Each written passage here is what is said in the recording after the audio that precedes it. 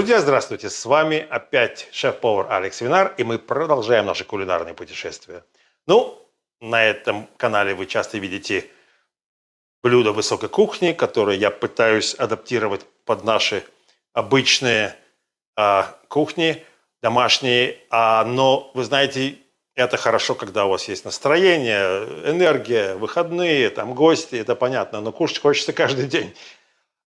И, допустим, какой-то середина недели, среда, четверг уже, и от работы усталость накапливается, и особого желания, конечно, что-то изысканное готовить, и настроения точно нет. Но это не значит, что ваш ужин должен быть какой-то скучным и обыденным. Сейчас я вам покажу потрясающий ужин, который готовится за полчаса. Все ингредиенты у вас уже в холодильнике, включая специи, которые у вас на полке стоят. Это мексиканский ужин, аутентичный мексиканский ужин. Это курица аламбре. Давайте начнем делать и будем говорить про ингредиенты по ходу. Значит, первое, что я хочу вам сказать, это самое главное. Я вам сказал, что все ингредиенты у вас в холодильнике, я вас обманул.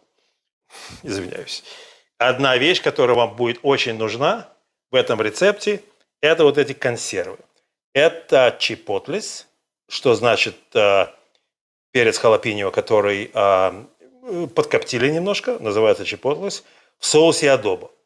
Это очень важная вещь, и я сделал домашнюю работу, зашел на несколько магазинов на интернете, Озон, и европейские магазины, самые популярные, которые есть.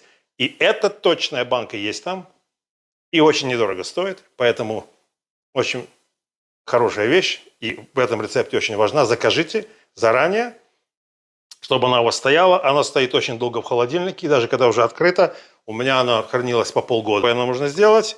Это куриные бедра, которые я купил сразу без кожи и без костей. Я порезал вот такие кусочки небольшие, вот такие примерно кусочки одинаковые. И я их замариновал вот в этом адобо соусе.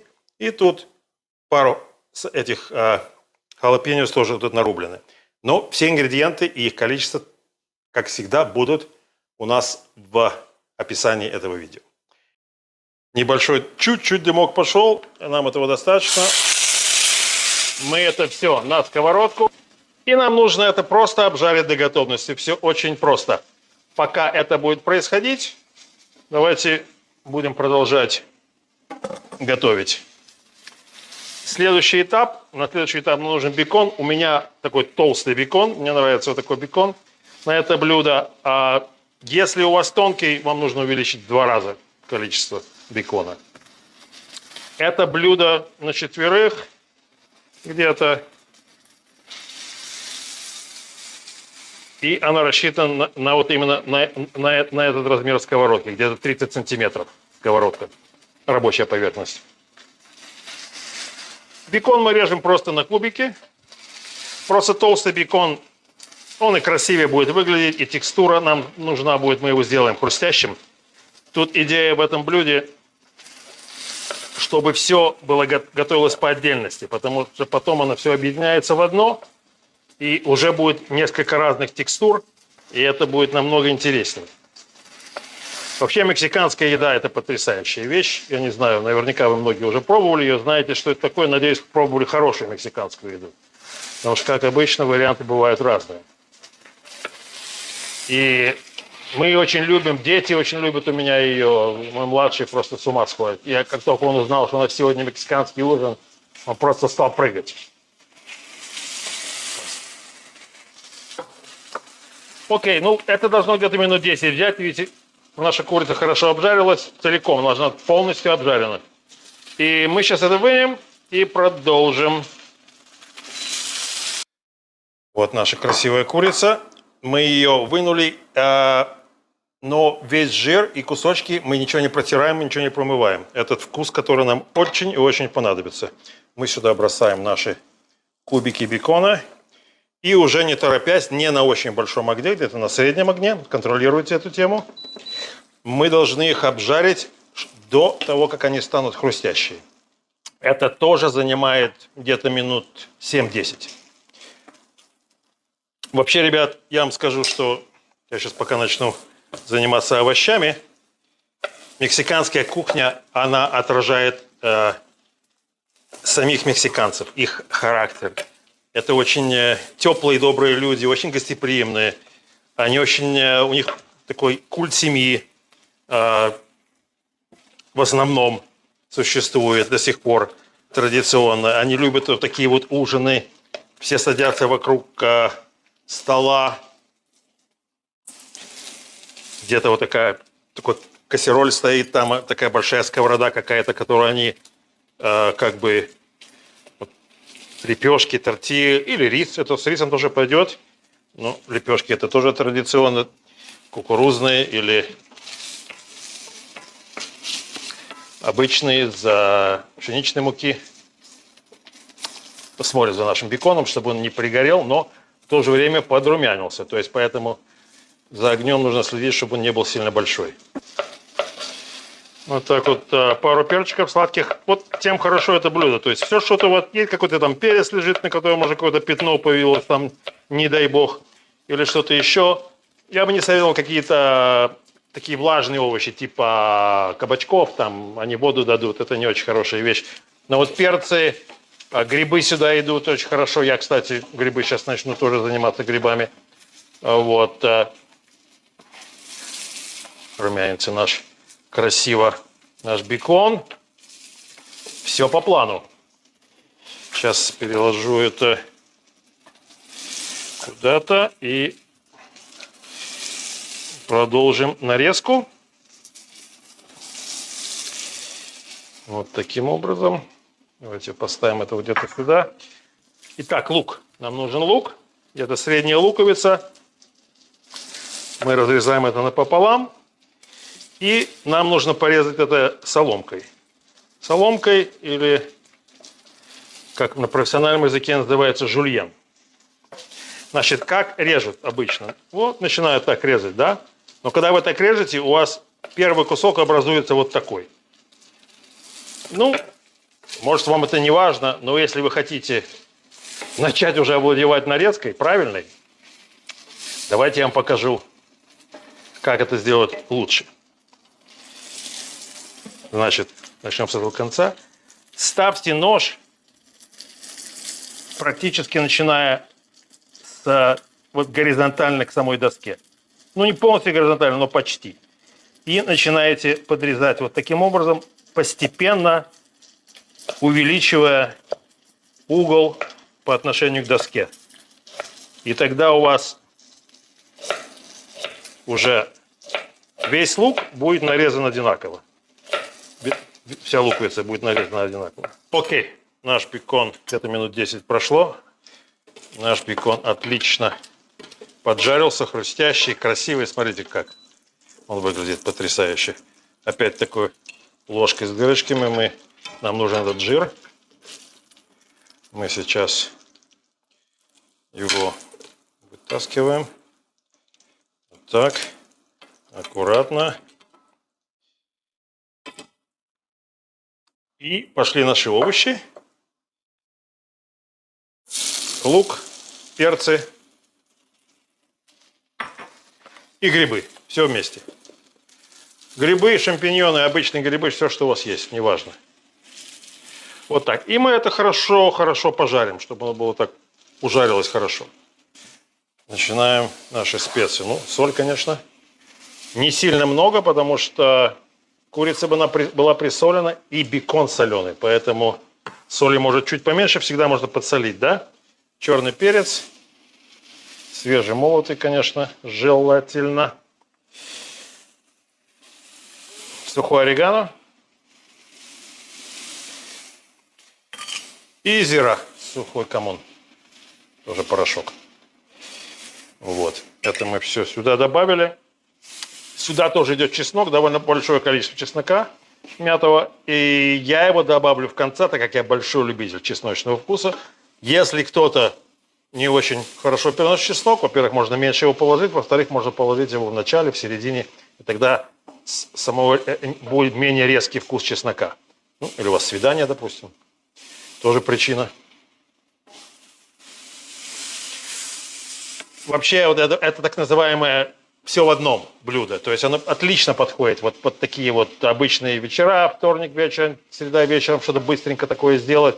Все, что есть в холодильнике, пару сухих специй, которые точно, ну, орегано, зеро у всех есть. И да, что важно, когда вы положили овощи, стали их протушивать, я, знаете что, я даже закрою крышкой, чтобы они быстрее осели.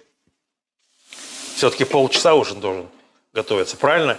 И духовку мы должны включить наверх, на бройл, как только мы забросили овощи, чтобы она уже прогрелась, была готова. Все, смотрите, как красиво у нас. Было много вроде, но так все так осело. Я сейчас добавил чеснок в конце. Люблю аромат и вкус чеснока. Моя бабушка говорила, что чеснок – это духи кухни. Тоже очень любила чеснок, когда готовила. Это ее ложка. Представляете? Я вообще любитель таких вещей. Считаю, энергетика очень важна. Хорошая энергетика всегда помогает. И при приготовлении пищи тоже. Все, философию закончили. Теперь в конце у нас пошло немного куриного бульона. Вот так вот так прямо вот из супермаркета нормально. Мы не делаем соус, нам нужно просто собрать вот эти все кусочки, которые там на дне. Это очень хороший вкус, который мы сейчас вот так вот отмоем, отдерем, скажем так, грубо, с помощью этого бульона. Вот. Сейчас. Вот. Таким образом, поэтому вот нужна такая сковородка, которая позволяет вам это делать. Толстая, стальная, или вот у меня чугунная с покрытием. Вот. Вот так, отлично. Все у нас теперь объединилось. Давайте распределим вещи. Пошла наша курица сюда.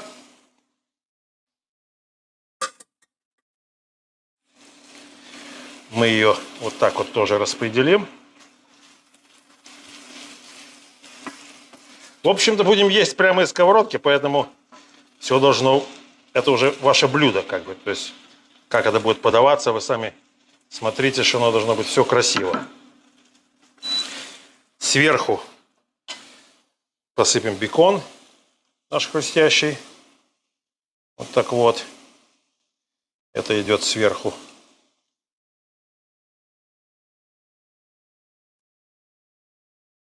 Ну, и как же без сыра? В Мексике очень много используется сыр. У меня Монтерей Джак. И эта смесь я сам сделал, Монтерей Джак и проволон. Проволон – это как бы выдержанная моцарелла, вот скажем так. Моцарелла со стажем. Она немножко лучший вкус, но проволон – это для того, чтобы тягучесть была. А Монтерей Джак – это чтобы была такая сырность, он такой поострее. Проволон практически безвкусный. Если, ну, проволон Джак, Монтерей Джак, он, в общем-то, довольно распространенный сыр. Если не найдете такой какой-то легкий чеддер, обычный чеддер, не выдержанный, не нужно тратить выдержанный чеддер на это блюдо. Обычный чеддер, можно и оранжевый, можно белый, неважно. Пойдет вместо Монтерей Джак хорошо. Там тоже острота есть. Комте, кому не жалко, комте еще лучше. Вот таким образом мы это под наш бройлер. Буквально 5 минут. Смотрите теперь за этим внимательно. Нам нужно только расплавить сыр, чтобы он немножко дал такой легкий цвет поджаренный сыра. И все, ужин готов. Прошу обратить внимание. Внимание, внимание на эту красоту. И это 35 минут. По часам у меня вся готовка была 35 минут. Как это едят мексиканцы? Очень просто. Кукурузная лепешка или обычная лепешка. Можно с рисом, опять же, это не обязательно есть, как я, но я люблю это дело вот так. Кстати, немножко, как они называют это, силантро. Мы называем это свежий кинза, кориандр. Красиво так тоже пойдет. Это ставится до середины стола. Семья садится вокруг. Лайм, немножко кусочек лайма. Я люблю кукурузную лепешку, она более сладкая, более слаще вкус, не такая пресная. Немножко гуакамоле. Ты знаешь, что это такое, надеюсь. Спелый авокадо, помятый соль, перец, сок лайма и чеснок. Вот. Сюда мы берем нашу курочку аламбры. Вот так вот. О, как оно тянется. Небольшое количество. Вот так. Какая-то сальса. Рохо или верде. Красная или зеленая, я имею в виду. Для настоящего аутентичного мексиканского вкуса. И немножко сок лайма. И это все, ребят, отправляется